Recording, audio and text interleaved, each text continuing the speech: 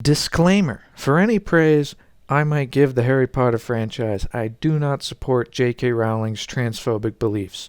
Trans rights are human rights. Oh, and also spoilers for the series, I guess. Yeah. Alright, let's do this! The year is 1997. The turn of the millennia is fast approaching, with fears of Y2K and what that could entail rising as the days tick by. As for entertainment, the Star Wars trilogy is being re-released to theaters, with a brand new prequel trilogy set to start releasing in 1999. Overall, entertainment, at least in the blockbuster realm, is focusing more on escapism. With the growing complex world around them, stories are less interested in having audiences escape to stories within our own world, and instead focusing on escaping to entirely new worlds. No story was more explicit in this approach than the hit novel Harry Potter and the Philosopher's Stone. Written by English author J.K. Rowling, the book took a young boy named Harry Potter out of the normal world and thrust him into a magically exciting new one. Released June 26th in the UK and released a year later in the United States under the alternate title Harry Potter and the Sorcerer's Stone, the book was a smash hit, selling copies the world over, inspiring a new generation of kids to get into reading. With one smash hit and many sequels planned, it was only a matter of time before the book was adapted into film. And lo and behold, producer David Heyman of Heyday Films was approached with the book with the idea to do just that. But it wasn't until 1999 that negotiations finally formed into something tangible. Around the release of the third novel, Prisoner of Azkaban, J.K. Rowling signed off the film rights to her first 4 novels to Warner Brothers. The development process was now underway, and it was here that began one of the biggest film phenomena of all time. Spanning 8 movies over 10 years, a franchise that inspired young and old viewers alike. This is a complete retrospective of the Harry Potter films.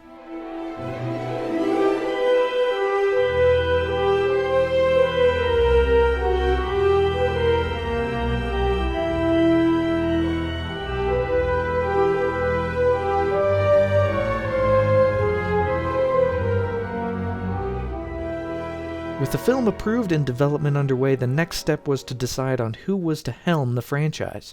At first, Steven Spielberg was the prominent name, reportedly wanting to make an animated film, with Haley Joel Osment voicing Harry Potter. But in 2000, plans for that fell through, and Spielberg instead decided to focus on his own film AI Artificial Intelligence. After his name was out of the ring, dozens of other directors were considered before the studio finally settled on Chris Columbus, who was familiar with the family film genre, having directed Home Alone 1 and 2 as well as Mrs. Doubtfire. The next step, the screenwriter. Steve Kloves was selected to adapt the books into screenplays with close collaboration with J.K. Rowling. While the studio was left with a fair bit of freedom when adapting the books, there was one major request from J.K. Rowling, and that was that the cast would be entirely English and Irish, with exceptions being made to characters who were not English or Irish. Casting was laborious. Dozens of actors, both veteran and new, were brought forth. After months of work and intense auditioning processes, it was in August 2000 that the cast began to be announced. Alan Rickman as Professor Snape, Richard Harris as Dumbledore, Maggie Smith as Professor McGonagall, and Robbie Coltrane as Hagrid. Only days after that announcement was made, the announcement of who would play the 3 titular main players in the series came about on August 21st. Emma Watson was confirmed to play Hermione Granger, Rupert Grint was Ronald Weasley, and finally, Daniel Radcliffe was confirmed as the one and only Harry Potter. It wasn't easy locking these actors into the roles, as initial contracts were to have them all sign on for the planned 7 films, all to be filmed in the United States. But soon the contract changed to 2 films to be filmed in the UK, with the remainder of the series being added on one by one. And so the journey to the Wizarding World began. Principal photography started on September 29th, 2000. Production was fairly tight-lipped, keeping much of the imagery a secret from audiences, who would have to wait to see exactly what the film was going to look like. But the first official glimpse came in the form of a teaser poster in December of 2000, showing an owl delivering Harry's Hogwarts letter, and it looked like the book had leaped onto the screen. It was incredible, but only a mild taste of what the film was really going to hold. It wasn't until a few months later, in late February 2001, that the first full look at the film came in the form of a teaser trailer. There's no such thing as magic.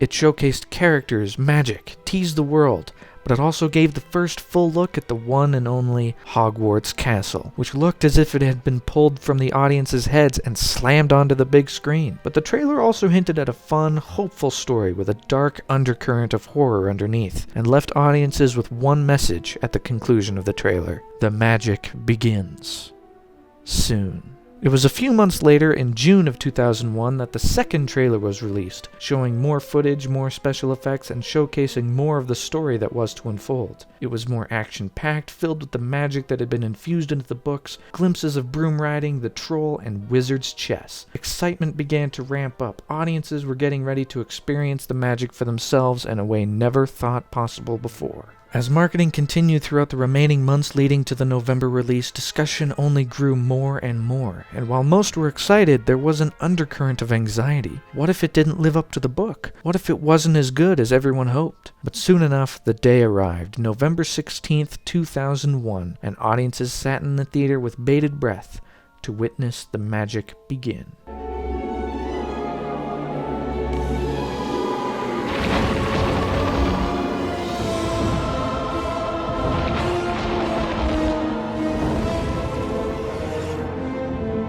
There was only one question left to answer.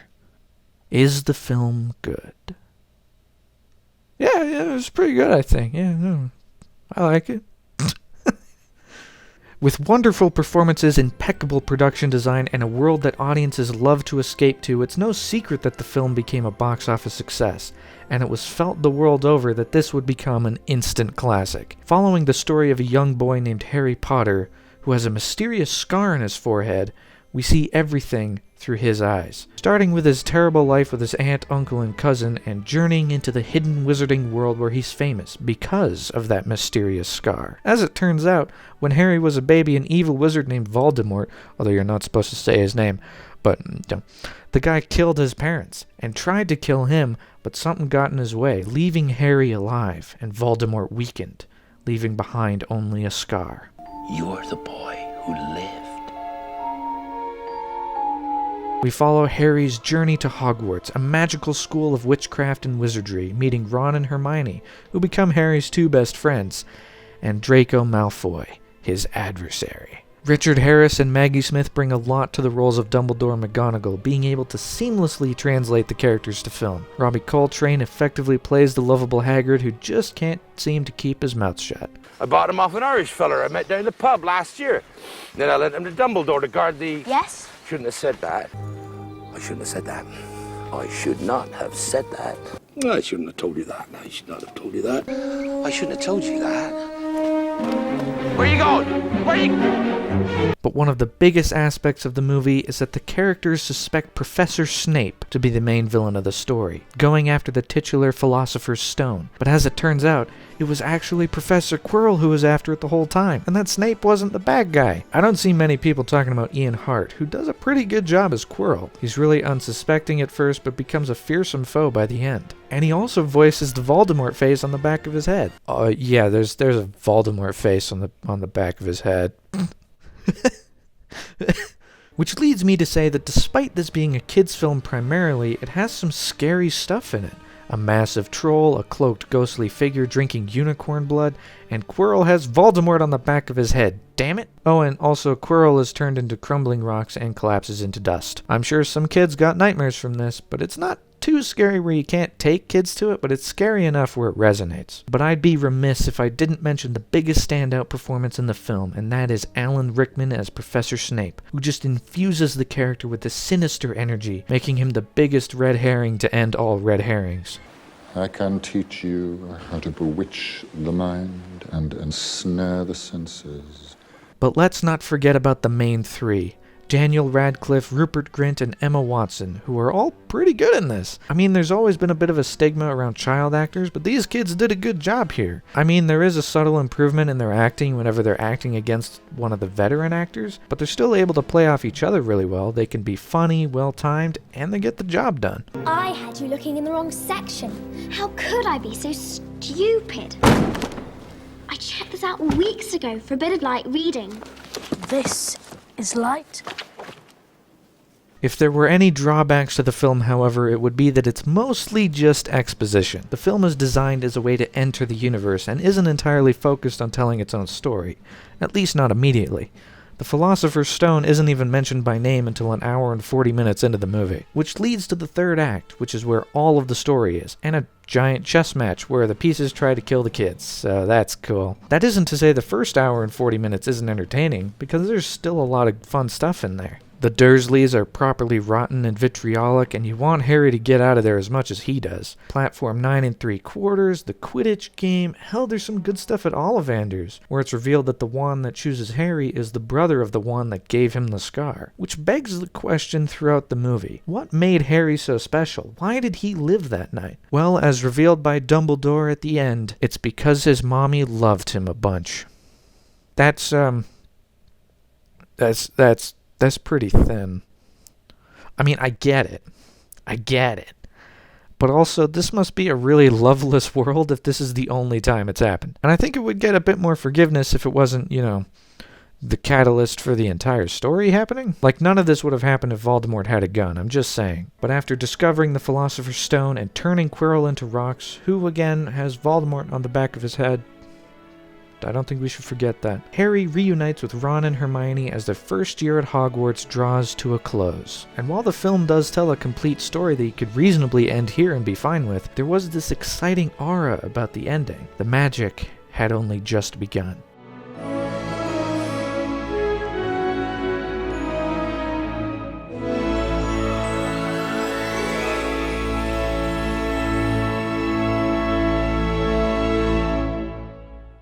It was exciting. The first movie was good, which left audiences with this excitement for the future. To see what would come next, they're already filming Chamber of Secrets, what the hell? It's only been 3 days since the first one came out.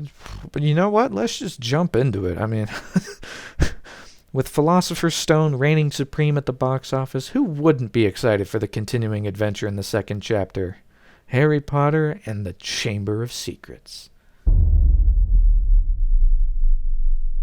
Production on Chamber of Secrets kept up through the first half of 2002, with not much word getting out about what the film was going to keep or cut from the book. But the first glimpse of the sequel came in June 2002 in the form of a teaser trailer, showcasing the return to the magical world, the higher stakes, the new mystery, and of course, Dobby. But it was around this time that the franchise was going to be shaken up a bit.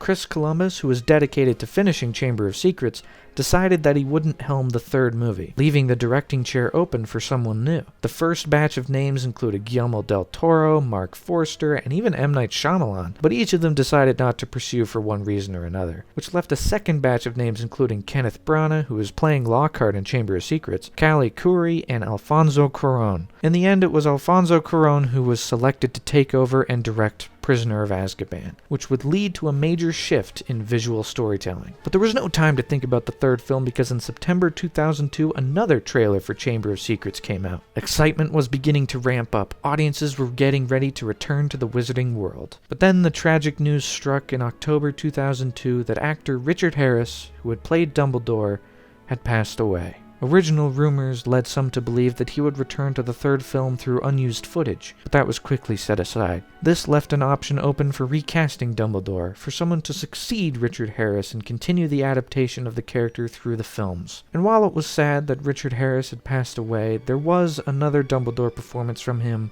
to look forward to. And so it was time. Exactly 1 year had passed since the release of Philosopher's Stone. On November 15th, 2002, audiences got ready to journey back into the wizarding world for a second adventure.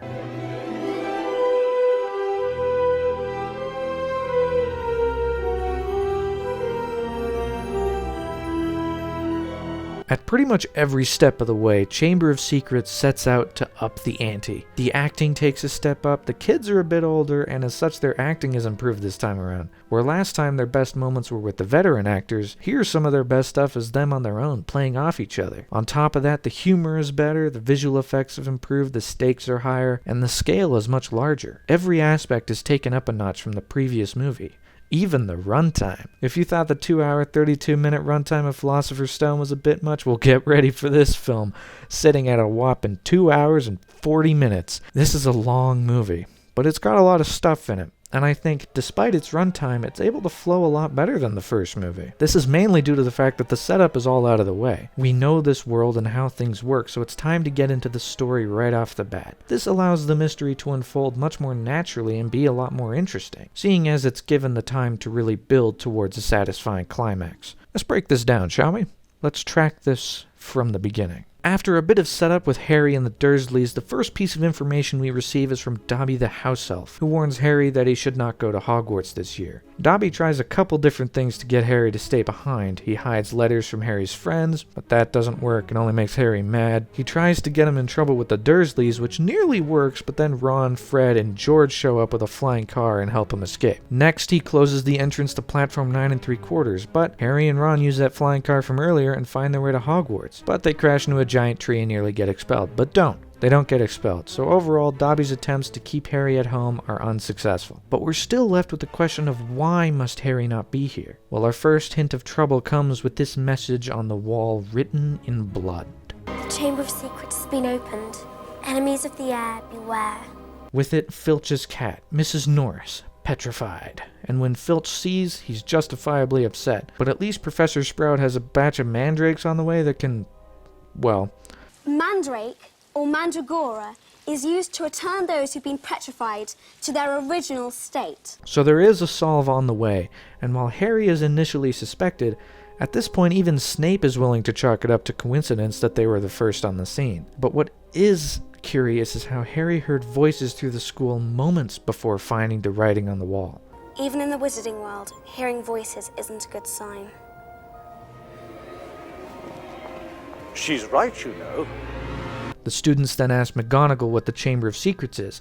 Turns out, back when Hogwarts was founded, it had 4 founders: Godric Gryffindor, Helga Hufflepuff, Rowena Ravenclaw, and Salazar Slytherin. Salazar Slytherin, however, is a pretty terrible dude. He's pretty racist. And because of his racism, he built a secret chamber in the school that was home to a monster only he, or one of his descendants, could control. Next, we find out the chamber's been opened before, 50 years ago, leading our heroes to suspect that it's Draco Malfoy. His father, Lucius, must have opened it when he was at school, and now Draco is following in his footsteps. A wrinkle is thrown in this, however, as we discover that Harry himself can speak to snakes. He's what's known as a Parselmouth. The setup for this is pretty good. A previously innocuous scene from the first film is now given some more weight. Thanks. Anytime. But Salazar Slytherin is a Parselmouth too, which leads others to be suspicious that it's Harry that opened the Chamber of Secrets. Desperate to prove his own innocence and find the real culprit, the 3 of them drink Polyjuice Potion and interrogate Malfoy. But it turns out, it ain't Malfoy. At a dead end, Harry finds an empty book, labeled with the name Tom Marvolo Riddle. He writes in the book, and the book writes back? That's pretty cool. Tom Riddle's diary shows Harry what happened last time, where the secret monster was able to kill a Muggle-born wizard. Tom Riddle, this guy, then investigates himself, revealing that it was Hagrid. He's taking care of a big spider named Aragog that gets away, but this leaves him as the primary suspect. Harry, Ron, and Hermione are suspicious of this. Hagrid's far too lovable after all, but before they can investigate, Tom Riddle's diary is stolen, and Hermione is petrified. Harry and Ron go to question Hagrid, but all the information they get is that they need to follow the spiders, as Hagrid, once again the prime suspect, is taken to Azkaban prison and Dumbledore removed from the headmaster position. Help will always be given at Hogwarts to those who ask for it.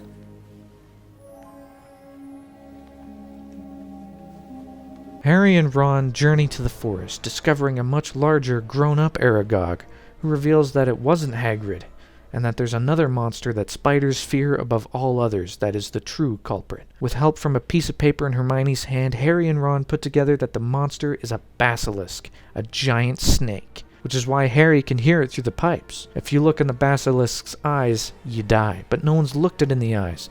Either it's a reflection, through a camera, or through a ghost, which is why everyone's only been petrified. But time is of the essence. Ginny Weasley has been stolen and taken into the Chamber of Secrets. Hogwarts may be closed for good. Her skeleton will lie in the chamber forever. Ginny. They then figure out that the Muggle-born person who died last time was Moaning Myrtle, and they realize the entrance to the Chamber of Secrets is in the bathroom they've been hanging out in all this time. Harry finds Ginny, realizes she was the one who opened the Chamber of Secrets this time with the help of Tom Riddle's diary, which Lucius dropped into her cauldron at the start of the movie. But the real culprit is Tom Riddle himself, who turns out to be a memory, a 16-year-old form of the man who would become Lord Voldemort. After a big fight with a snake, Harry kills it, destroys the book, and frees Ginny, solving the mystery of the Chamber of Secrets. It's pretty good. It has a proper amount of red herrings, a decent amount of changing suspects. Every time you think you might have it worked out, turns out the whole story is different than you thought. Overall, Chamber of Secrets ends up being a bit of an improvement over the first. At least I think so. And for whatever reason, I might be in the minority, but who cares? I can live with that. The mystery is compelling, the action set pieces are more interesting, and there's some really good music in here. My favorite new cue is definitely the theme that's used for Fox the Phoenix.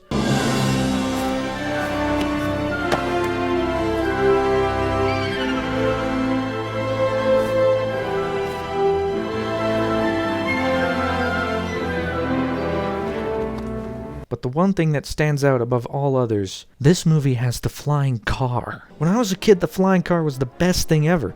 It's only in the movie for like 10 minutes tops, but those are some cool 10 minutes. Like, who doesn't want a flying car? And then it saves the day towards the end, getting Harry and Ron away from the spiders. Good stuff. I also quite like the epilogue. It has a sense of finality to it despite only being the second movie. I think it's probably because Chris Columbus wouldn't be returning to the third film, so it feels a bit more like the end of the beginning in a way. But also it's revealed that Dobby's master is the Malfoy family, and through a loophole, Harry frees Dobby, and then Lucius tries to murder the kid? Whoa, dude, what are you doing? You're still in the school and you're trying to murder a literal 12-year-old? What? But in the end, Dumbledore is back, Hagrid is back, the mystery is solved, and the school remains open for Harry and his friends to return for their third year. With positive reviews across the board, Chamber of Secrets became another box office success. Though the main cast was to return for Prisoner of Azkaban, which was set to release summer 2004, there was concern that the cast wouldn't return after that, with Chris Columbus even suggesting the kids should live normal kid lives again. But whether they were to stay longer than 3 movies was yet to be seen. As for now, 2 movies were out, and it was time for the Harry Potter films to take a dramatic new turn.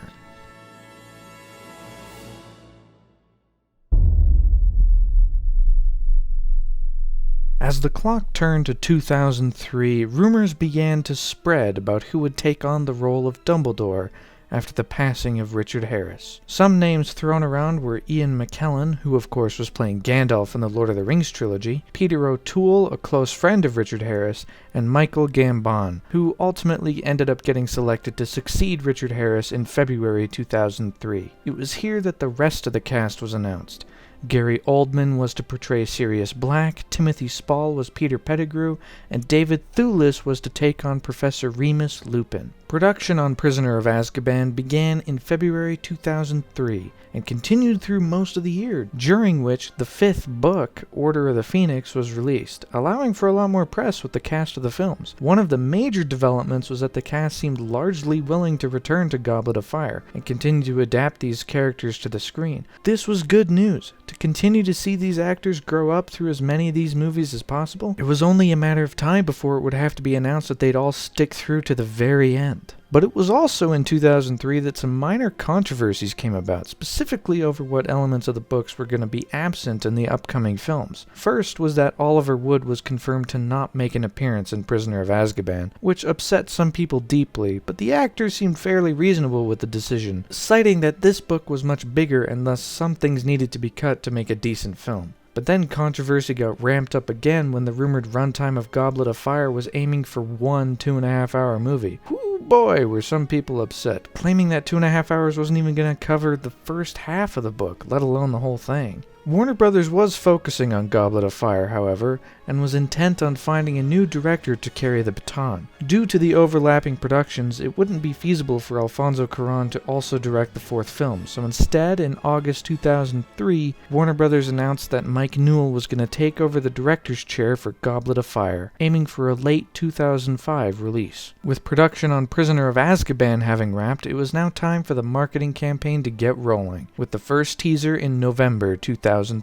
Showing the darker aesthetic, new visuals, a more adult direction, the film looked scarier, more intense, and once again taking things up another notch over the previous films. More sneak peeks at the film came a few months later, early in 2004. First was a Super Bowl teaser, showing more humor, more footage, and hinted at the new unique energy the film was going to have. Harry Potter and the Prisoner of Azkaban. Housekeeping! This film is not yet rated.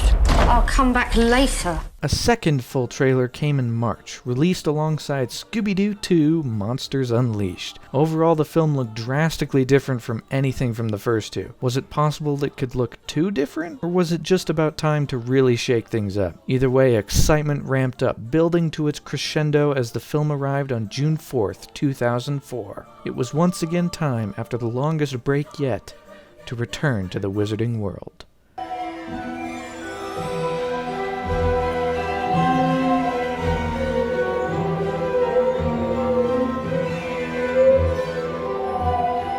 Prisoner of Azkaban is a film all about details, whether it be this giraffe that shows up over here and then waltzes into the background of this painting, or this knight that jumps between paintings. He's here.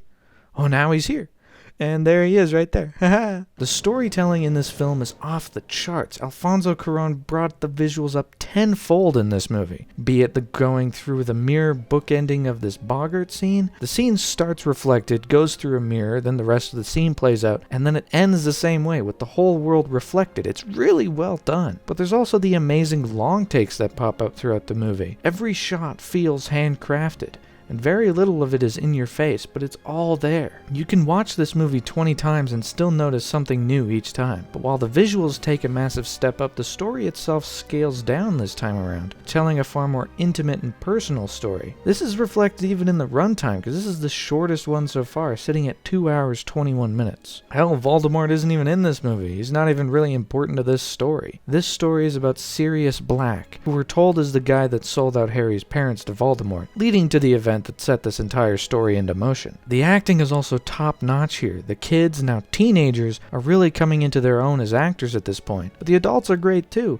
David Thewlis as Lupin is really good. Gary Oldman as Sirius Black is so good I didn't realize it was Gary Oldman until years after the fact. I just saw the character. The visual effects have improved, the horror is more prominent, and the music is really good too. This would be the last time John Williams provided the score to one of these movies, and while there aren't many reused themes from the first two in here, there's still lots of good stuff. Like Buckbeak's Flight is awe-inspiring, captures the wonder Harry is feeling perfectly.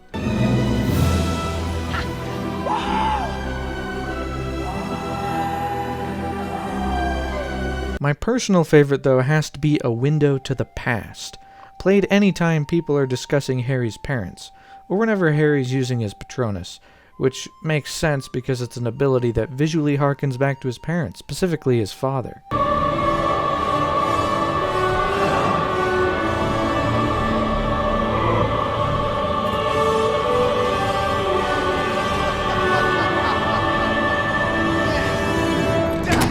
But being film number 3, this story goes a lot darker than the first two. And this isn't just reflected in the story, but also how the film looks. There's a lot of shadows, harsh lighting, lots of deep blacks throughout. It's visually striking the entire time. Hell, the Quidditch match here is played during a thunderstorm, if that wasn't obvious enough how the story is taking things in a different direction. The Dementors are also properly terrifying. These things lurk around the castle the entire movie, and their presence is felt from the first minute we see them until the very end.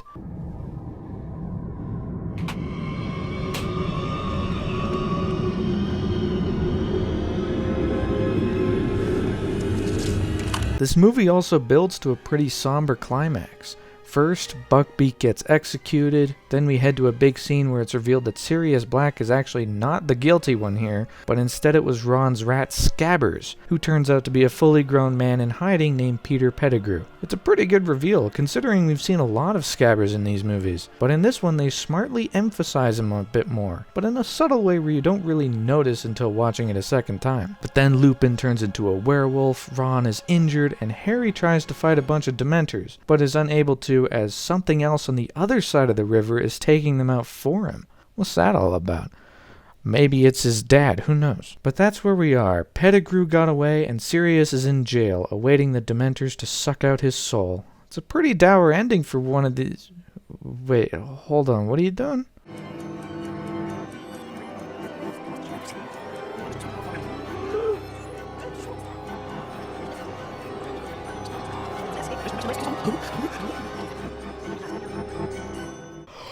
Oh my god, they just time traveled, didn't they? Just when you thought this movie couldn't throw another thing at you, it throws time travel at you. The last 20-30 minutes of this movie is all a different perspective on the previous 20-30 minutes. What the hell? And it all lines up too. Every little crack, detail, rock throw, it's all set up and you don't even realize it's being set up. Even this moment of Dumbledore off in the background, it lines up later. They didn't have to do that.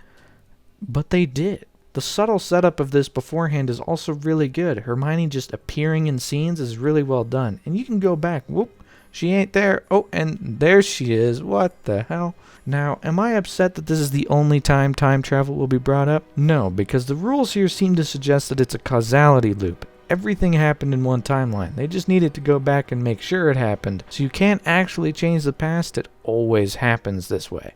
So, after the report, we can't forget to do this, otherwise it won't happen. But it did happen. Hey, it was me who stole my dad's keys. Exactly, Ted. Personally, I'm way more disappointed that we'll never see the flying car again. That's kind of where I'm at. This whole conclusion manages to take the film to a far more hopeful climax, with Harry and Hermione actually saving Buckbeak from execution. But in the end, it was Harry himself who was able to fend off the Dementors. It was said earlier that only a very powerful wizard could have done it, so the fact that Harry does it just makes the scene that much more powerful. Adding on to that, the music here, again, is really good. The first time we see this scene, the music is chaotic with only a slight undertone of heroism.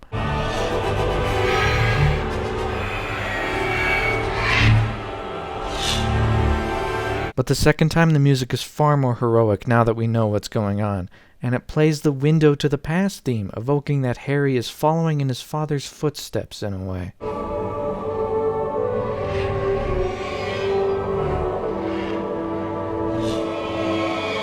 Ah, good stuff. In the end, the truth is revealed, and while Sirius isn't proven innocent, at least he's able to get away. But also Peter Pettigrew got away, so I bet this ain't the last we'll see of him either. The epilogue then shows Lupin resigning, with some really cool practical effects to boot, and then Harry gets a speedy new broom from Sirius, and the movie ends on this freeze frame.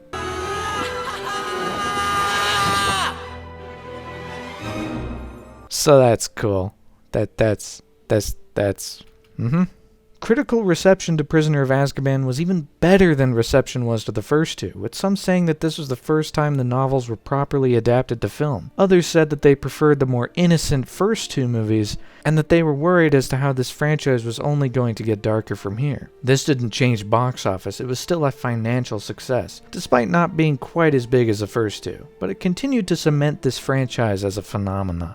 But questions were raised once again. How long were these actors actually going to play these roles? With them already prepping Goblet of Fire, it was director Alfonso Cuarón that said there's only 3 more after that, and that it would be genuinely incredible if the actors managed to stick around to the end, with him firmly believing that it would be possible. But whether that would happen remained to be seen. As Prisoner of Azkaban reigned supreme at the box office, it was time for the machine to start fully moving on Goblet of Fire. Early production had started in May 2004, with some casting having taken place. Brendan Gleeson was to be Mad-Eye Moody, and Robert Pattinson was to be Cedric Diggory. But it wasn't until late June 2004 that principal photography began, and it wasn't until August 2004 that the titular main villain was cast. Ralph Fiennes was confirmed to play the one and only, he who must not be named, Lord Voldemort. Damn right I just named him several times in this video, in fact. And what are you gonna do about it?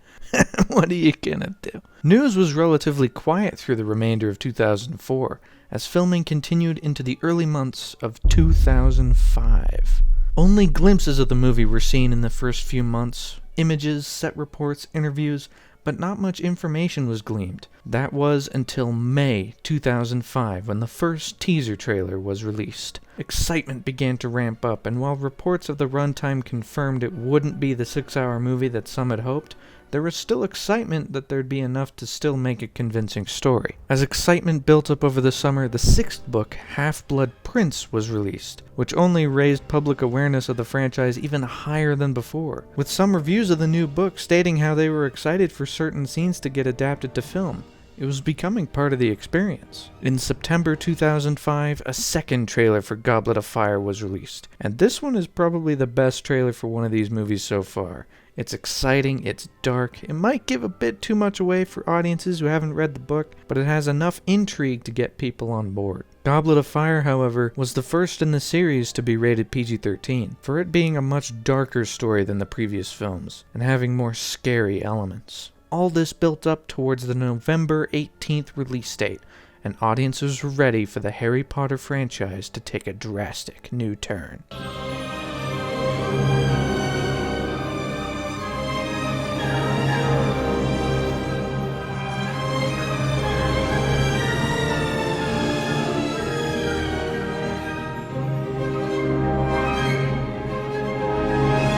Everyone in this movie has long hair.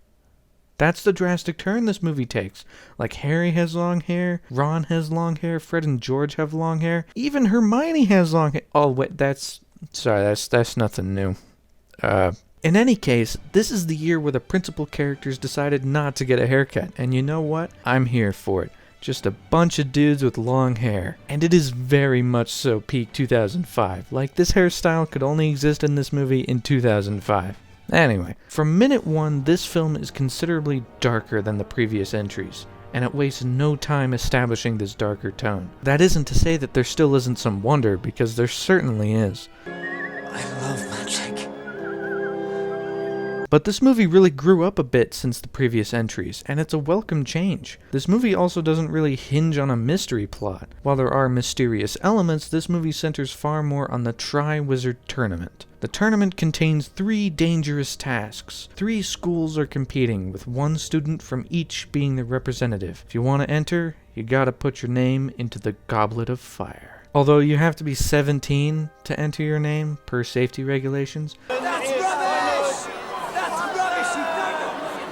I don't know why these people are upset. If I wasn't of age, I think I'd be relieved, to be honest. But the 3 champions selected to take part in the tasks are Victor Crumb of Durmstrang, Fleur Delacour from Beauxbatons, and Cedric Diggory from Hogwarts. Oh wait, but there's actually a 4th champion this time, Harry Potter himself. He's only 14, 3 years too young, and he's way out of his depth. It's a really good way of getting the audience invested into his struggle. It stacks the odds against him in a lot of ways so that the tasks end up being that much more engaging and intense. Now, what are the 3 tasks? Well, they're absolutely sadistic. So the first one is you have to steal a golden egg from a dragon. That's right, a real fire-breathing dragon that is trying to kill you.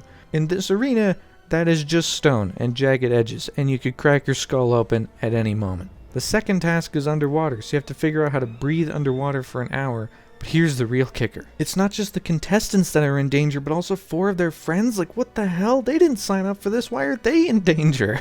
They also make it sound like if you don't rescue these people in the hour given, then you'll just drown. I'm sorry, we can't do nothing about that. Very, very sorry. Well, we'll email your families. Then the third, they just built a giant maze of death. It's a maze that is trying its damnedest to kill you. What the hell is this tournament? That being said, these sequences are really well done. As said, because Harry is so out of his depth, it's much easier to relate to his struggle and get invested. And it also makes the scenes far more tense because there's that looming threat of he might not make it out of this. Although these have to be the worst commentary sports of all time. Like the first one's in an arena, that makes sense, but then Harry just takes the dragon to the castle and everyone else just kind of has to wait around like, well, I guess he'll come back eventually. Then the second one is underwater, so everyone above ground just can't see anything. What's the matter with him? I don't know, I can't see him. And the third literally just closes off to the audience, so again, they just have to wait for people to come back, I guess. But while this movie does have strong set pieces, I do think it falls short of Prisoner of Azkaban in a couple key areas, namely characterization. Ron Weasley is a bit of a petty prick in this movie, and it's kind of annoying. At first, he's really upset at Harry because he's the one that got chosen. You're being stupid. Yeah, that's me. Ron Weasley, Harry Potter's stupid friend. At least that one wraps up fairly quickly so we don't have to suffer with it for long. But then he's really angry towards Hermione, and there's a scene at the ball where he's just letting it all out, and Harry's just sitting there like, dude, what are you doing, man? What? Hermione also doesn't get much play here, which is disappointing because she got a lot of good stuff in the last one. But here, she and a bunch of other side characters pretty much disappear after the second task and become background characters, which makes sense, but I do wish they got more to do here. But the final character I want to mention is Dumbledore. I know I didn't talk about Dumbledore in the last one, but I honestly think he was pretty good there. Due to how drastically different the approach to that movie was compared to the first two, the recasting of Dumbledore felt a lot more seamless. But here, Dumbledore just seems really angry all the time. He's yelling, shouting. I do enjoy how he's more active, but at the same time he just seems ticked off at everything, and also seems to not really know what's going on half the time. What are you doing here, Miss Granger? Oh, sorry, I'll just go. And then there's the infamous line that has been memed endlessly. Yeah, you know what I'm talking about. Harry, you put your name in a goblet of fire. Although there is a good line from Dumbledore at the end that I quite like. Soon we must all face the choice between what is right and what is easy. But this entire movie builds towards the third task, the maze. And it's here that both Harry and Cedric grab the cup together and are transported to a graveyard? Wait a minute, what is this? Wait, is that Peter Pettigrew, aka Wormtail? Ah! What is that thing? Who are you? What do you want? Kill the stag! Avada Oh, Cedric just died, and now Harry is tied up, his blood is stolen, a potion is made. Oh my god, this whole movie was building to a twist of a conclusion, the return of the one and only Lord Voldemort. Now, there are 1,000,001 ways to mess this scene up. It's a moment built up throughout the entire series so far. So how does this scene stack up? Well, it's pretty great, I'm not gonna lie. Voldemort is intimidating, imposing, he seems uber powerful, and Harry is just not a match for him. But Harry stands up and fights anyway. It's really quite tense and well done, but Harry is able to get away, and he takes Cedric's body back to Hogwarts. This is by far the darkest climax so far, and yet the most impactful one. The epilogue then reveals that Mad-Eye Moody, who we've seen for this entire movie, is actually Barty Crouch Jr., and he was the one who put Harry's name in the Goblet of Fire, all to bring Harry to the graveyard to see Voldemort return. Then there's a memorial for Cedric Diggory, and this entire ending just cements the immense change in the status quo. This universe feels a lot different now, and this ending really makes that felt. Although it is a bit weird that some of the characters have a laugh about it at the end. Do you think we'll ever just have a quiet year at Hogwarts? No. I don't think so. But in the end, Voldemort has returned, the other schools return to where they came, and this story leaves the universe in a far more interesting place than where it began. Let's hope the remainder of the series can keep up that interest going forward.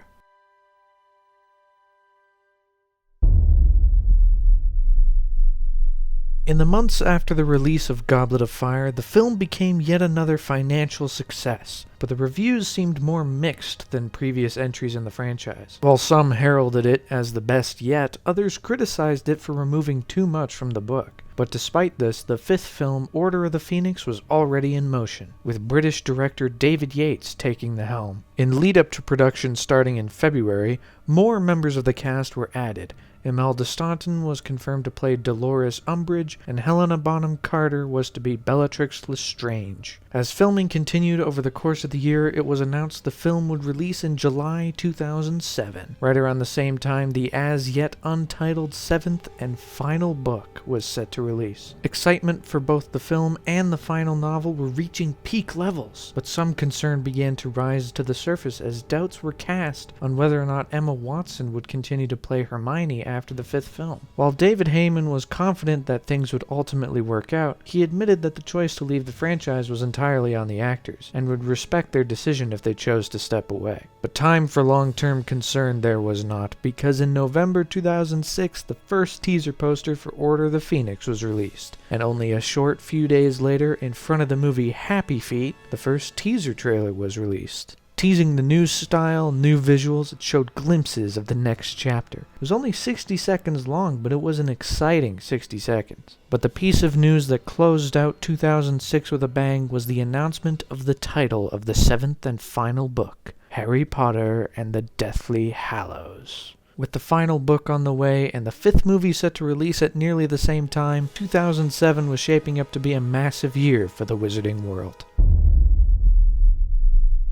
Press for the 5th film and 7th book continued through the early months of 2007, with Order of the Phoenix working through post-production and some of the creatives starting work on the 6th film Half-Blood Prince and preparing for whatever the 7th book might hold. News was ever flowing from the wizarding world, and it was in March of 2007 that a massive announcement was made. Daniel Radcliffe confirmed he signed on for the final installments of the franchise. He would portray Harry Potter until the very end. And on top of that, it was only weeks later that Rupert Grint and Emma Watson also confirmed that they'd take Ron and Hermione to the very end. It was finally confirmed the cast would remain until the conclusion of the franchise, and fans were ecstatic to find out, only bringing excitement higher for the future releases, which led to April 2007, where a second trailer for Order of the Phoenix came out, showing more action, more energy, and further glimpses of Lord Voldemort. With marketing ramping up in anticipation of release, it was confirmed that director David Yates was going to return for the 6th installment, set to be released November 2008. This would be the first time since Chris Columbus that a director would helm more than one film in the series. But excitement ramped up, all leading to the July 11th release date, where, according to the posters,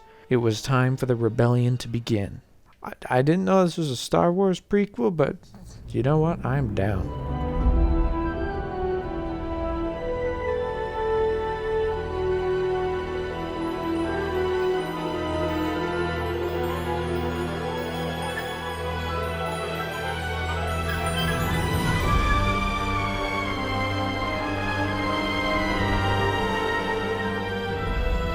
Order of the Phoenix is a pretty mixed bag of a film. Being the first to release after Goblet of Fire, it has some pretty big shoes to fill, and it'd be naive of me to think it could fill them all the way, but it does fall short in a couple key areas. That being said, this movie also has a lot of good stuff. For one thing, the movie moves at a pretty brisk pace. This is because this is the shortest one so far, sitting at 2 hours 18 minutes. The movie hurtles towards the climax at an effective speed. You're never bored at any point, which is always good. The story this time around is about how the Ministry of Magic is interfering at Hogwarts. You see, the minister doesn't believe Harry and Dumbledore. They don't want to believe that Voldemort is actually back. The evidence that the Dark Lord has returned is incontrovertible. He's not back. So they end up sending Dolores Umbridge to teach defense against the dark arts, and she is the worst. You just love to hate this character. Every time she's on screen, you're just immediately ticked off. And that laugh she does, Then there's the moment where Harry is writing lines, and then the lines start carving into his hand, and she's just standing there with the smug look like, you are an evil woman. I'm sure the actress is a really great person, though. I mean, I'm sure she's great. But this character, But it's because of Umbridge's interference, her slowly taking over the school, that leads to a band of students teaching themselves defense against the dark arts. This is probably the best section of the movie. Harry is becoming a teacher, he's becoming a real leader this time around. And the sequence is pretty fun. There's lots of quick moments, there's lots of funny stuff. It'd be real easy for this movie, especially after how the last one ended, to go full tilt into darkness. But it does spend some time trying to keep that whimsy from the earlier movies, which is nice. That being said, Harry isn't really fun to watch here. He's angsty and angry all the time. I mean, I know why. I get it. It makes sense for the story, but it just makes him less fun to watch. However, there are some good moments between him and Sirius, and I'm glad they put in some time to grow this relationship a bit. Could it use more time? Probably, but I'm glad they tried to give it some weight. Now, this wouldn't be a Harry Potter film if they weren't after something. Turns out, Voldemort is after something he didn't have last time, and that thing turns out to be a prophecy. The one with the power to vanquish the Dark Lord approaches. And the Dark Lord shall mark him as his equal, but he shall have power the Dark Lord knows not. And this is basically a Chosen One prophecy. Now, I've never really been a fan of Chosen One prophecies, mainly because I think it takes away from a character's agency and turns them into some kind of legend instead of a human being. It's one of the biggest faults of the Star Wars prequels. But I think a larger problem here is that the prophecy is an element from the book that's lost in translation here. In the book, the prophecy is like this whole paragraph. In the movie, we get a couple lines, and we don't really understand their significance, but then Lucius Malfoy shows up and tells us it's important. So maybe if we hear the full thing, it's destroyed. And no one ever mentions it again, so I guess it wasn't that important. But this does lead to probably the best climax thus far. Giant wizard battles. We got a taste of wizard battles in the last one, but this one goes all out. Bunch of wizards turning into clouds and blasting each other, lots of sparks, firecrackers, good stuff.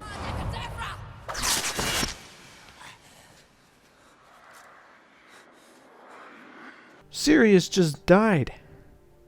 Damn, it's a fairly effective death though. I mean, mainly due to Daniel Radcliffe's performance, which is pretty heartbreaking.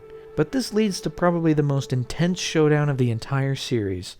Voldemort versus Dumbledore. They're masters of wizardry. Neither one can touch the other. Their spells are so complex and well executed. It's a scene that's really well done. And ultimately it ends with the minister himself seeing Voldemort with his own two eyes.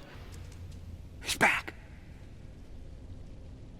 Harry and Dumbledore are exonerated, the minister is to resign, and Umbridge is to be tried because, again, she's the worst. And so the film ends on a bit of a higher note than the previous entry, despite Sirius dying. But at least there's a shred of hope this time around. Maybe, just maybe, if these characters can pull this together, they can defeat Voldemort once and for all.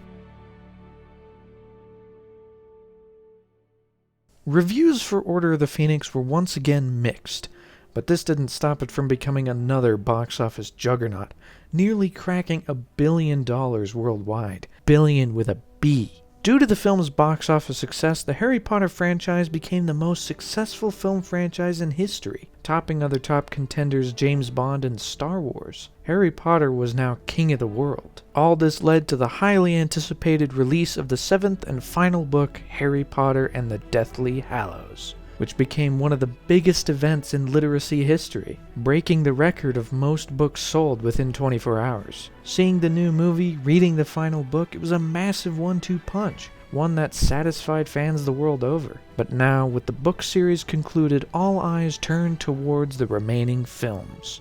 On September 24th, 2007, production began on the next chapter, Half-Blood Prince, with Jim Broadbent taking on the role of Professor Slughorn. Production on Half-Blood Prince continued into 2008. For the most part, news was relatively silent on the film, with only brief articles and interviews about who was or wasn't going to be involved in the next adaptation. But big news struck in March of 2008, where it was announced that the final film, Harry Potter and the Deathly Hallows, would be split into two. Due to the sheer size of the novel and how much it was able to conclude, the filmmakers decided the only way to do it justice was through two full-length films. Deathly Hallows Part 1 was slated for holiday 2010 release, followed by Part 2 in the summer of 2011. Also confirmed was that David Yates was to close out the series, making him the first director in the series to helm more than two films. Given that most criticisms of the recent films were how much they removed from the books, fans were ecstatic to hear that the final installment was going to fit as much as it possibly could into its massive two-parter conclusion. The following months were largely silent, despite the November release of Half-Blood Prince ticking ever closer, until finally in July 2008 the first teaser for Half-Blood Prince was released.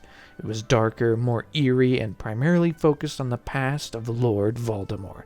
Anticipation began to build up. The marketing push on the sixth film was now underway, and audiences only had a few short months to wait. Well, it looks like Half-Blood Prince has been pushed back from November of 2008 to July of 2009. Despite the fact that the film was on schedule, the producers and higher-ups at Warner Brothers saw an opening in July of 2009. The 2009 film season was shaken up a bit by the 07-08 writer's strike, so when an opening presented itself, Warner Brothers decided to capitalize on it. A July release seemed to do Order the Phoenix some good, so why not go for it again? While seemingly a sound decision on Warner Brothers' end, fans were pissed.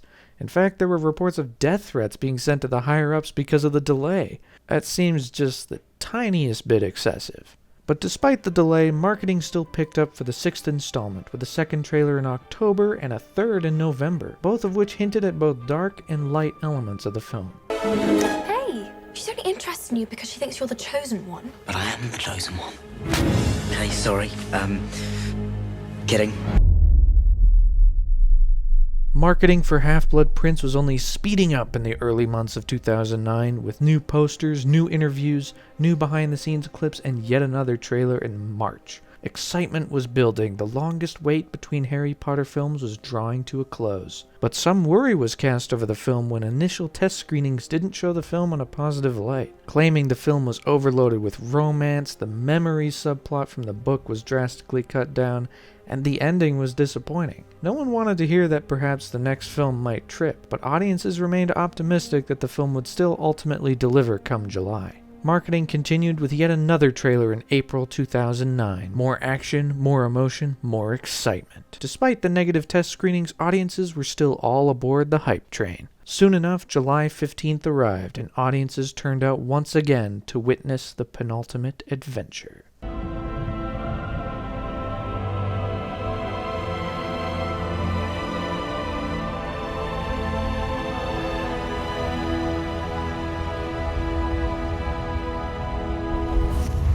Now, I have a bit of personal history with this film.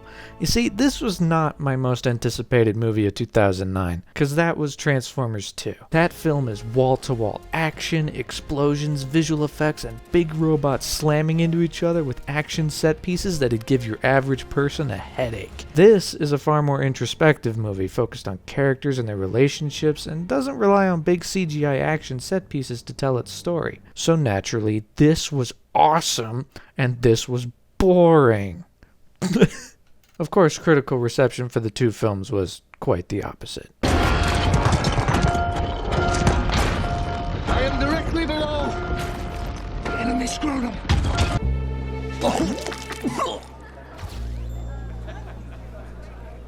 But with a bit of distance from all of that, how is this film really? Yeah, it's alright. For the most part, it feels like this movie's just spinning its wheels in order to get to the finale where something actually happens, because for the most part, this story's kind of pointless. That doesn't mean there aren't some good moments here. A lot of the humor is pretty good. Dumbledore's got a bit old. What rubbish. Well, he's only... What is he? 150? Give or take a few years?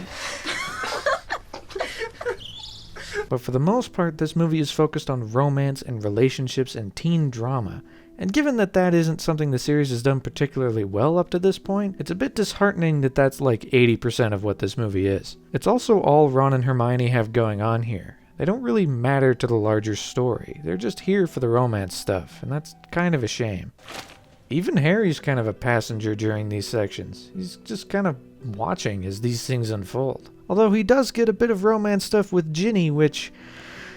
I don't like this at all. Not to say the idea itself is bad, but the execution just makes it awkward. Whenever a scene with them pops up, it's just kind of painful to watch. Like, stop. But there is some interesting stuff here, and that comes from the Harry and Dumbledore stuff. And Dumbledore's a lot better here than in some of the previous ones. There's a lot of humanity to him this time around, and he's far more charming. I think it's probably Michael Gambon's best performance in the series. That was fun. But their whole deal is that they want to uncover something from Voldemort's past so that they can defeat him in the present. This stuff is pretty cool, and I kind of wish they did more of it. But then, if most of this movie was focused on this stuff, then Ron and Hermione just wouldn't need to be in this movie. But Harry and Dumbledore are after a specific memory. They have an altered version, but they need the unaltered version from this guy, Slughorn, which leads to Harry drinking liquid luck, which is a pretty fun section of the movie. Remember, Slughorn usually eats early, takes a walk, and then returns to his office. Right. I'm going down to Hagrid's. The performance here is a lot of fun. Daniel Radcliffe brings a lot of energy to this scene, and it's enjoyable to watch. Harry! Sir! It's the eyes, I reckon. They unnerve some folk. Not to mention the pincers. But he eventually gets the memory, and they discover that when Voldemort was at Hogwarts, he was interested in these things called Horcruxes. In order to create a Horcrux, you have to split your soul and place part of it in an object. In order to split the soul, you gotta do a whole bunch of murder. Remember Tom Riddle's diary from Chamber of Secrets? That's a Horcrux. This ring? That's a Horcrux, but both are destroyed, the latter at the cost of Dumbledore's hand. But there are 7 Horcruxes total, which means with 2 down, there's 5 still out there, and Dumbledore's got a lead on number 3. This leads to the final act of the movie, and this stuff is actually pretty great. I mean, Dumbledore having to drink this weird poison stuff, and then the Inferi coming up, and then Dumbledore shoos them all away with a bunch of fire, like, damn. It's a very tense and well done scene. But they do get the Horcrux, this locket, and return to Hogwarts, which leads to the scene that everyone who read the book was already talking about for 4 years. Now, if you went into this movie not knowing how this is going to play out, that's actually incredible. How did you do that? But honestly, I think it works better if you know how it ends. The tension builds, your heart is racing, all leading up to the ultimate moment. Severus.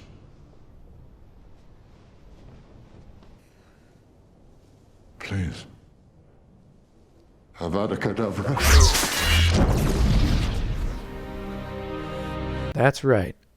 Dumbledore dies. And the movie leaves you with that empty feeling, because that's kind of where the movie ends. Oh, and also that locket they spent so much time getting? Yeah, it's a fake. The real one's still out there somewhere.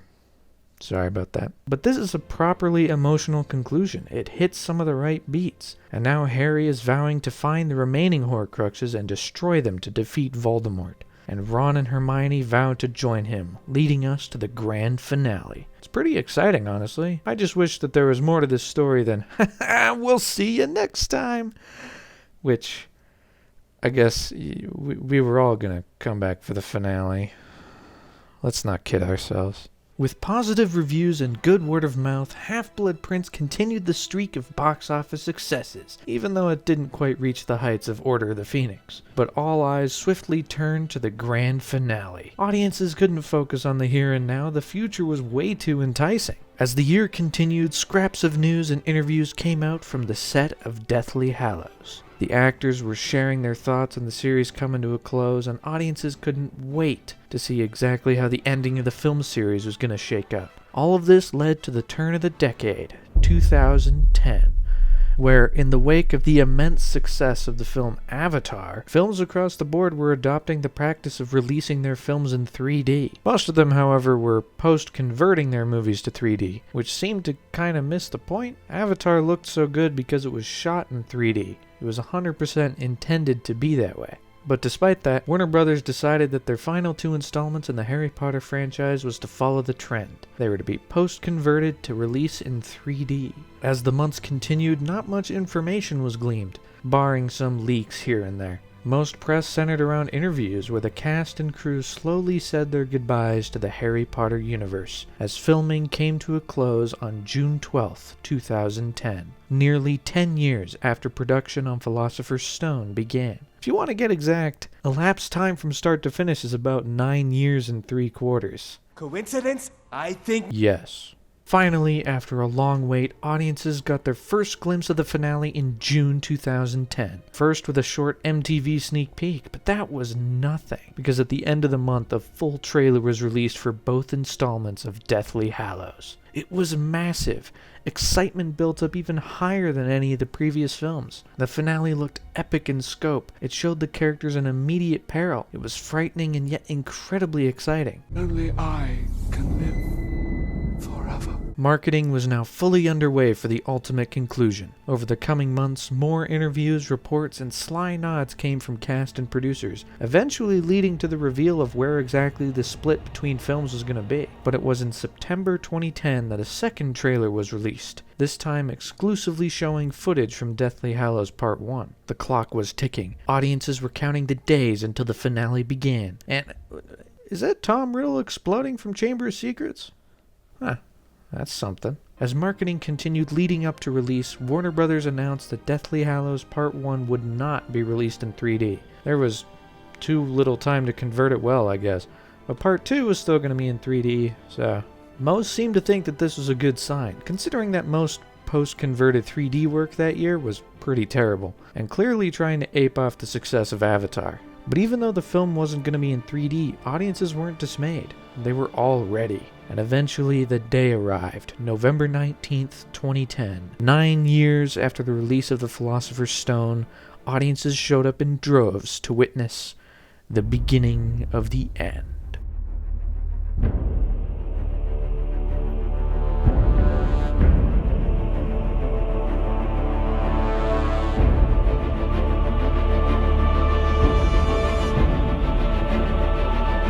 Oh, now this is more like it. Within minutes, this movie lets you know that it means business. I mean, Hermione erases her parents' memory of her in the first 60 seconds, which, that's actually pretty tragic. Then we enter a massive action-packed chase sequence to open things up, and you realize quickly that this movie is racking up a body count. I mean, there's been death in the series before, but this one's taking no prisoners. Hedwig dies, George loses an ear, and Mad-Eye Moody dies off screen. Mad-Eye's dead. That isn't to say it's all doom and gloom, because there's still some humor here, though most of it comes from Fred and George. Wow, we're identical. But pretty soon, after some calm early on, a wedding is rampaged by Death Eaters, and the trio are separated from everyone else. It's Harry, Hermione, and Ron all on their own, no one else. It's the most grown-up this series has ever been. There's no Hogwarts, no safety net, no professors. It's them in the wilderness hunting for Horcruxes. They still have that fake locket from the last one, so now they're after the real thing. Turns out, Umbridge has it. Oh, you are still an evil woman! But this leads to probably the most fun section of the movie, where the three of them take Polyjuice Potion and infiltrate the Ministry of Magic. This is so well done. These actors are doing such a good job mimicking the mannerisms and behavior of their younger counterparts. And the dubbed over dialogue is good too, because it's still the younger actors' voices, and yet it lines up pretty good. Oh my god, what am I gonna do? My wife's all alone downstairs. Ron, you don't have a wife. Right. And the scene also ends with Umbridge getting stupefied, so that's good. But then they get the Horcrux and barely escape. Now this next stretch kinda drags a bit. I mean, after a first hour filled with action, suspense, a bit of espionage, the next hour is camping. Not to say that it's bad, it just slows things way down. But it still explores the relationship between these characters pretty effectively, because they now have to live with this Horcrux because they don't know how to destroy it. Dumbledore sends you off to find all these Horcruxes, but doesn't tell you how to destroy them. Doesn't that bother you? The Horcrux also takes an emotional toll on them. If you wear it, it makes you more aggravated, and this all builds to a major clash within the trio. You think I don't know how this feels? Oh, you don't know how it feels! Your parents are dead! You have no family! Stop! Stop! Finally, go! Go then! Yep. Ron leaves. And now it's just Harry and Hermione on their own. And the next 5 minutes are completely dialogue-free. It's an effective way of really making you feel a lot of the hopelessness of this story. Like, we're in a pretty dark spot here. But they do dance a bit for some respite, so that's nice. However, they do figure out how to destroy the Horcruxes. Remember the Sword of Gryffindor from Chamber of Secrets? Yeah, the thing Harry used to kill the basilisk? Well, turns out it's now been imbued with basilisk venom, which is what destroyed Tom Riddle's diary. So if you have either the sword or a basilisk fang, you can destroy Horcruxes. Lo and behold, a Patronus shows up and leads Harry straight to the Sword of Gryffindor. But of course the Horcrux doesn't want him to get it, so instead someone else grabs it. But who? None other than Ron Weasley, of course. He's back, and together the two of them open the locket, and it shows Ron... Oh, that's kind of weird. But he uses the sword and heroically destroys the Horcrux. Just think. Only 3 to go. Wait, 3 to go. So, a book, ring, and now locket. That's 3 down. Shouldn't it be 4 to go? Unless, of course, Voldemort is a 7th Horcrux. Yeah, that makes sense. But hunting Horcruxes isn't the only thing going on here. The time is split between that and the subtitle of the movie, the Deathly Hallows. The Deathly Hallows are represented by this symbol, which has been popping up everywhere, which leads them to reading this story about the three brothers, which is a beautifully animated sequence where we learn that the Deathly Hallows are three magical objects. First is the Elder Wand, a wand more powerful than any other. Second, the Resurrection Stone, capable of bringing back the dead. Third is an invisibility cloak, which I guess Harry's had this entire time. Is no one going to point out the fact that they actually have one of the Deathly Hallows? No? Who cares, because Voldemort's after a different one. He's after the Elder Wand, which as it turns out is Dumbledore's wand. Yeah, his wand we've seen since like movie 4, which came out before book 7. Yeah, that's some sneaky setup right there. But all this leads to the climax at Malfoy Manor, where our characters are put in their most dour position yet. Hermione is tortured, Harry and Ron are imprisoned alongside Luna, Ollivander, and Griphook. Oh, but here's Dobby to save the day. Dobby's back and he's having a great time here. He's loads of fun. Whenever you're ready, sir. Sir, I like her very much. And so Dobby, being the heroic little free elf that he is, helps everyone escape from Malfoy Manor at the cost of himself. He's stabbed in the chest and slowly dies in Harry's arms. Dobby is happy to be with his friend, Harry Potter.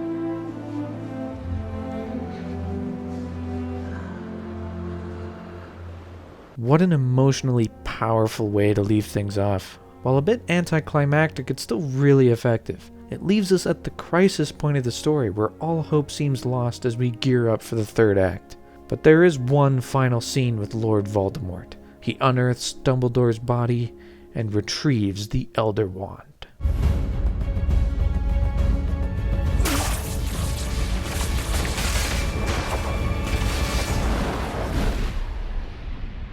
So now our heroes are at their lowest point, and Voldemort is at his most powerful as we head into Deathly Hallows Part 2. Reception to Part 1 was mostly positive, if not some criticizing it for kind of stopping partway through, because this doesn't tell a complete story, only 2/3 of one. Fan reception was also mixed, stating the movie was a bit slow, a bit boring, which is completely understandable, but despite that, the film still became a smash hit at the box office, striking a massive $125 million opening weekend. And while the series was headed into the shortest gap yet before Part 2, July 2011 couldn't come soon enough. News became pretty silent in the early months of 2011. While the other summer blockbusters started releasing trailers and getting people excited, Deathly Hallows hung back. It was pretty clear that no matter how it was advertised, people were going to show up. But as Deathly Hallows Part 1 was released on DVD and Blu-ray in April 2011, marketing for Part 2 finally got off to a simple yet effective start. It all started with this teaser poster showing Harry and Voldemort, with 3 words at the bottom bringing it all together. It all ends on July 15th. And oh boy, were people getting freaked out. Just look at some of these comments. People were not ready for the end, but also couldn't wait to see the film for themselves. Then, finally, after months of waiting, the first trailer for the film came at the end of April 2011, attached to both Fast 5 and Thor. The trailer was filled to the brim with action and suspense. It seemed to fulfill the promise of this being a war movie. This was the ultimate conclusion that people were waiting for. As the weeks continued, marketing never stopped. New interviews, stills, and an onslaught of new posters, each with the tagline, "It all ends." All led to June 16th, which brought the final trailer for Deathly Hallows Part 2. It opened with footage from the previous movies highlighting just how far the series has come and how much has happened over the course of 10 years. The rest of the trailer continued to sell this movie as a war film. Massive action, spectacle, thrills. Although if you didn't read the book, then you might not have wanted to watch this trailer because there might be a couple spoilers in here. But that didn't stop fan excitement. Deathly Hallows Part 2 was the most anticipated movie of 2011. It was the biggest pop culture event of the year, which is pretty impressive because it was kind of a crowded year for blockbusters. But with a massive generation-defining franchise like Harry Potter drawing to a close, there was no doubt that the final film would have more eyes on it than any other film that summer. And finally, the day arrived. July 15th, 2011, where audiences arrived in theaters with bated breath to witness it all end.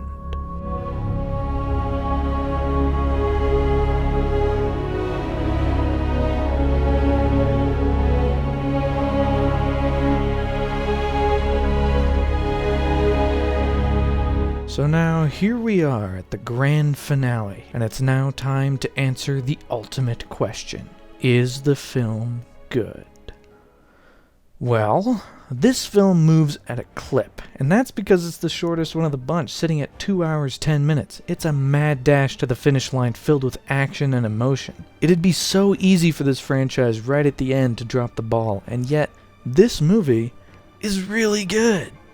Your heart's going the entire time, the emotional beats land, the ending is satisfying, and the action is pretty incredible. And it wastes no time getting started. We pick up right where part 1 left off, and immediately our characters are breaking into Gringotts. This leads to some more fun with Polyjuice Potion, as Hermione has to impersonate Bellatrix Lestrange, once again showing how good these actors are at portraying their younger counterparts. But they get into a vault at Gringotts, and they find their next Horcrux, which turns out to be this cup. Which is not just any cup, but a Hufflepuff cup. They get their hands on the cup, but in order to get out, they have to give the sword of Gryffindor to Griphook, who immediately dies and the sword disappears, so they have no way of destroying Horcruxes, which is kind of a bummer. But they make their daring escape on the back of a dragon, and it's here that I realize that these last 2 movies are the first time since Prisoner of Azkaban that the music has really stuck out to me. It also helps that this last one uses some cues from the first 2 again, and even some of the new stuff here manages to stand out among some of the best tracks in the series.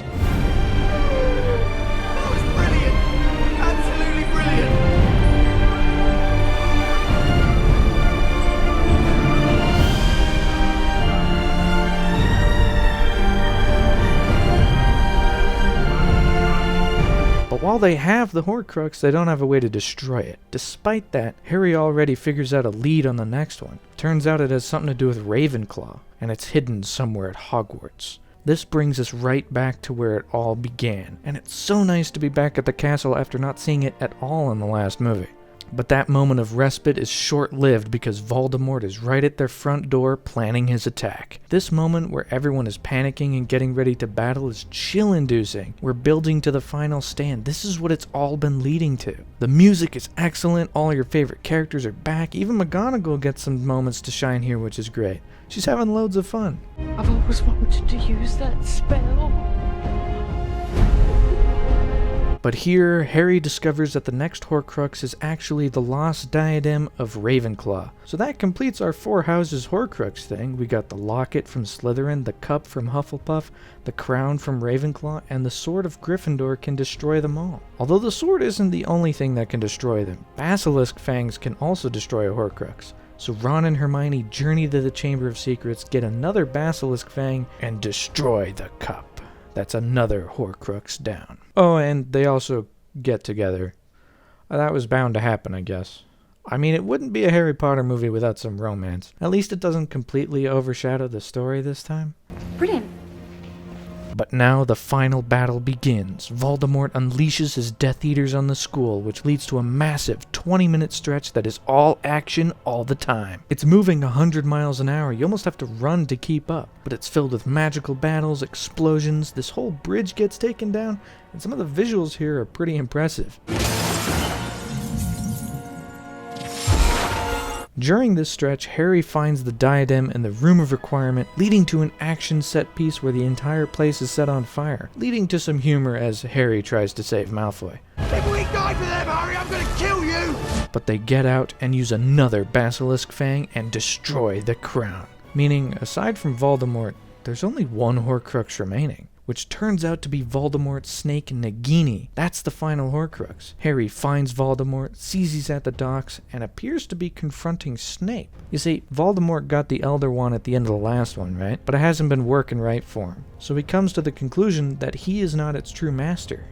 Snape is. Snape is the one that killed Dumbledore, so naturally Voldemort kills Snape.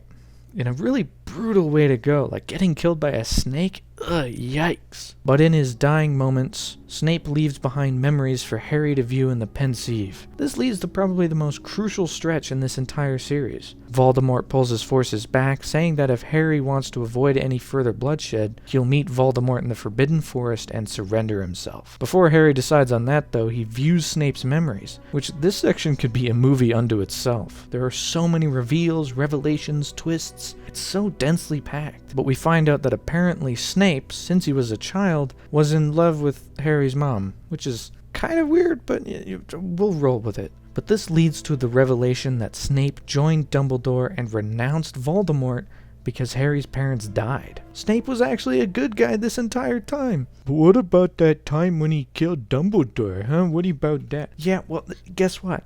Dumbledore asked him to do it so that Voldemort would trust him completely. Snape was even the one that cast the Patronus that led Harry to the Sword of Gryffindor in the last one. Like I said earlier, Snape is the red herring to end all red herrings. But all these revelations pale in comparison to this next one. You see, there's a reason Harry can speak to snakes. There's a reason he can see into Voldemort's mind, because on that fateful night where his parents died and he got the scar, Voldemort split his soul again, and part of it went into Harry. Harry himself is a Horcrux, the 8th Horcrux, one Voldemort never intended to make, which means... When the time comes,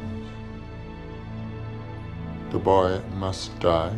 This is incredibly powerful stuff. It gets your heart going. It's the ending we all feared and yet knew probably had to happen. In order to defeat Voldemort, Harry has to die. So he says goodbye to Ron and Hermione and journeys to the Forbidden Forest to meet his fate.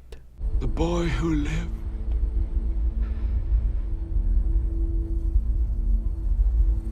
come to die.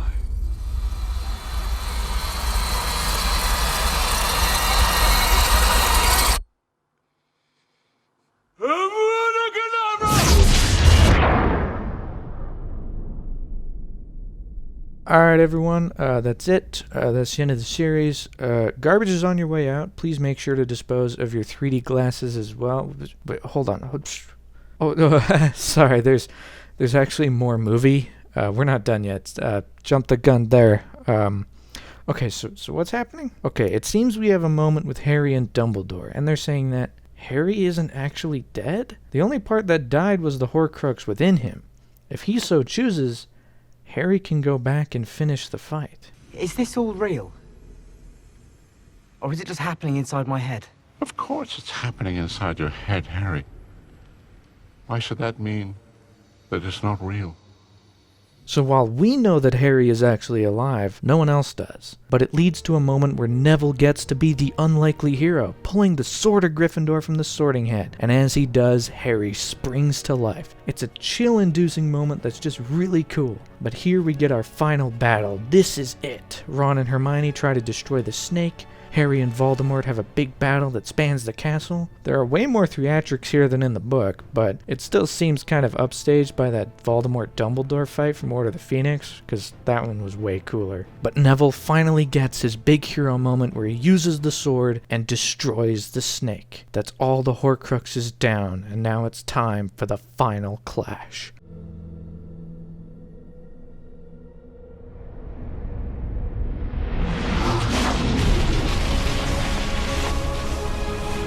And wait, the Elder Wand still isn't obeying Voldemort? But he killed Snape. Well, Snape never actually owned the wand. It's not about killing, it's about disarming. Malfoy disarmed Dumbledore, and then Harry wrestled Malfoy for a bit at the end of the last one, so the Elder Wand belongs to Harry. But Harry finally wins the duel, disarming Voldemort, getting the Elder Wand, and he watches as Voldemort slowly crumbles into ash.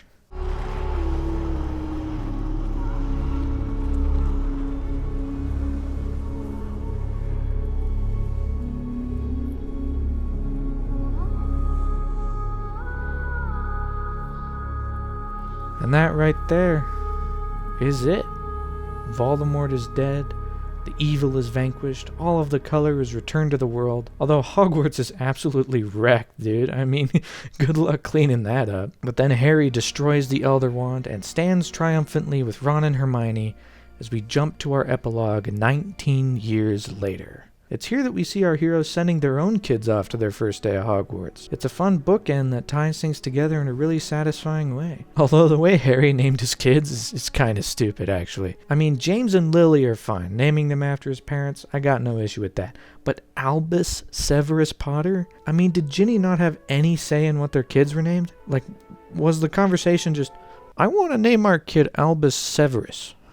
Can we name him Dave or something? Please?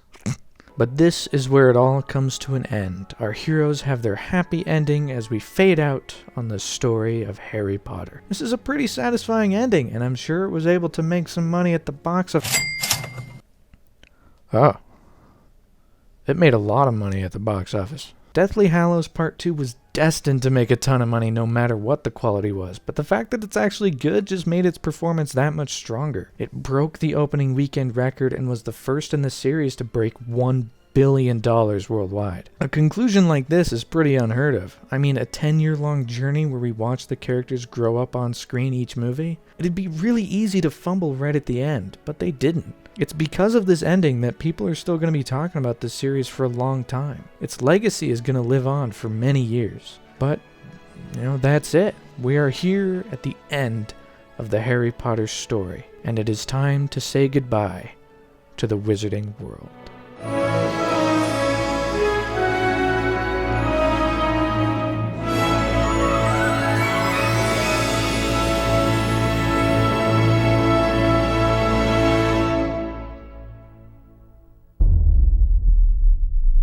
So, here we are, all caught up. It's been 20 years since the film series began and 10 years since it ended, but there have been some new additions to the universe. There was that stage play, Harry Potter and the Cursed Child, which I haven't seen or read, but I heard it's pretty bad. So, there were also 2 Fantastic Beasts movies. I thought the first one was fun, if not a little underwhelming, and the second one was really bad. Oh, there's also this tweet, which I think... Maybe J.K. Rowling should have quit while she was ahead, huh? But I still enjoy this universe. Hell, I went to the Harry Potter land at Universal Orlando a couple times. Got some wands at Ollivanders. It was pretty cool. Although when I went on the big ride they have there, it actually broke down for like an hour. So that was less cool. I also have that Lego Hogwarts set, which is pretty neat. Would recommend if you like Lego or Harry Potter. Or both. It's pretty fun. Now, when I did my Star Wars retrospective, I ranked all the films, and this time I once again watched all the movies for this video, but ranking them seems a bit, pointless. They're all of near equal quality, and I think if I'm gonna spend the time to watch one of them, I'll probably just watch them all. It's a pretty smooth watch. But I will say Half-Blood Prince is probably my least favorite, but the standouts are probably Chamber of Secrets, because flying car, Prisoner of Azkaban, because it's visually interesting, and even the Deathly Hallows movies. I had a good time with them. But there you have it. A complete retrospective on Harry Potter. Now, I know my uploading schedule's been a little non-existent, and I really only come by once in a while when I'm bored, but I'm actually working on my next video right now. Actually, it's going to be 4 videos, and each are going to be about an individual phase of the Marvel Cinematic Universe. Currently working through phase 1 right now, so I should hopefully have all 4 parts out sometime in June. That's my goal. No promises though. Alright, that's it. It's the end of the video now. Hope you enjoyed it. I hope you had a good time. And I guess I used to have a little catchphrase thing to end my videos, but I haven't done that in a while. Oh well. Might as well bring it back, I guess. So, this will be the end of this video, and I will see you guys later.